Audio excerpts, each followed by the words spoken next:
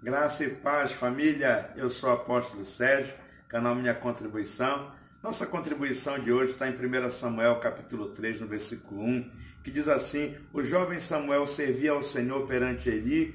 Naqueles dias a palavra do Senhor era muito rara, as visões não eram frequentes.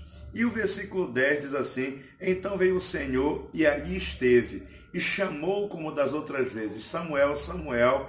Este respondeu: fala, porque o teu servo ouve. Então, aqui é o chamado de Samuel.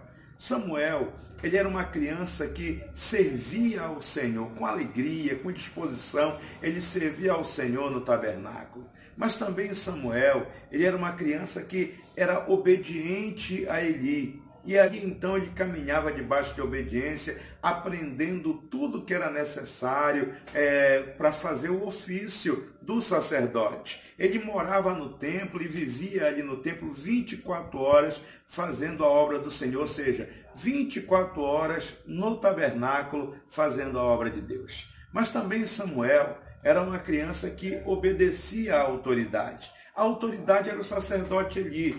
Apesar de ter filhos que viviam na desobediência, que viviam na corrupção, que viviam debaixo de prostituição, Samuel ele consegue viver e passar por cima daquele ambiente todo e viver realmente de maneira digna do Senhor. Tanto é que agora o Senhor está procurando alguém que o ouça, né? E ele acha em Samuel, porque Eli, Ofni, Finéias, ninguém conseguia mais ouvir Deus. Como a palavra de Deus diz, as visões não eram tão frequentes, a profecia era rara, mas Deus achou em Samuel alguém que o ouviu.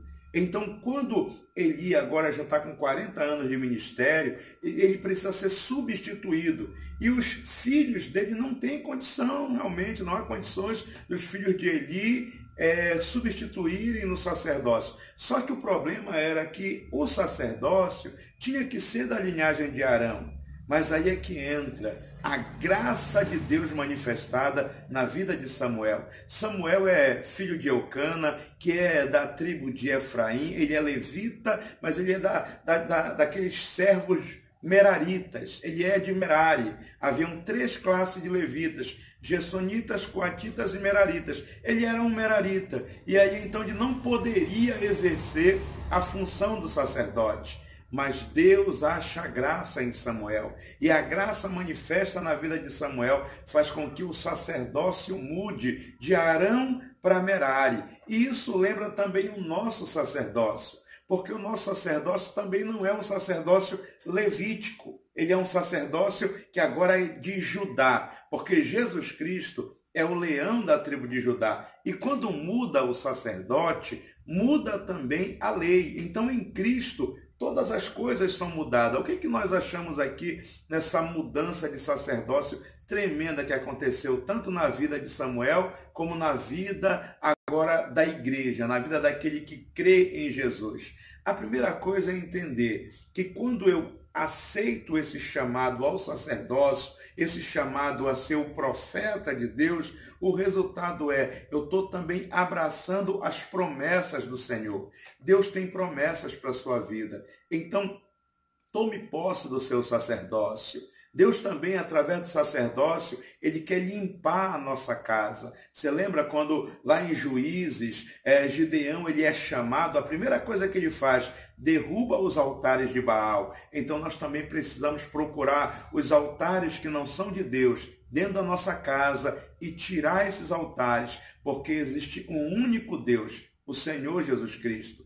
Mas também quando eu recebo esse sacerdócio de Cristo, eu recebo uma caminhada de vitória. No tempo de Samuel, houve paz e houve vitória do povo de Israel por parte de todas as suas guerras. Então, o que a gente aprende aqui? Que quando muda o sacerdote, muda a lei. Para nós, o sacerdócio é o sacerdócio de Cristo. Com o sacerdócio de Cristo, o que mudou? No primeiro sacerdócio de Levi, o que era que acontecia? O sacerdote entrava uma vez por ano no lugar santíssimo. Em Cristo, O véu é rasgado, como diz o livro de Hebreus, a carne de Cristo é rasgada, e essa carne rasgada é o abrir do véu, para quê? Para que eu e você possamos entrar no lugar santíssimo. Deus te chamou para ser sacerdote e profeta, Ele quer restaurar a voz profética na tua geografia. Então que a palavra de hoje seja: Senhor, restaura o meu sacerdócio e restaura a minha voz profética. Que esse dia seja um dia de oportunidade para que você possa exercer o sacerdócio e a profecia e seja o profeta da sua geração. Que Deus lhe abençoe. Um beijo no coração. Amém.